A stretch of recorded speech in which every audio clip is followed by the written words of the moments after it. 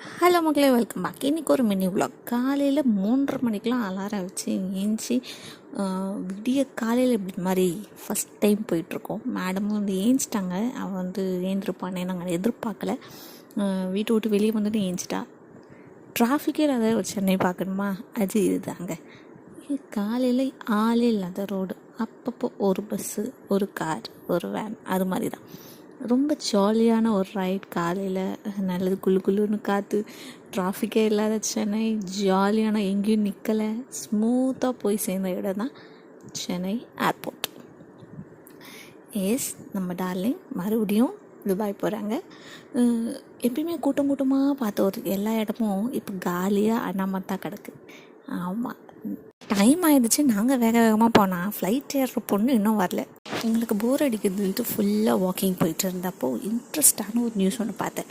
அது பார்ட் 2ல்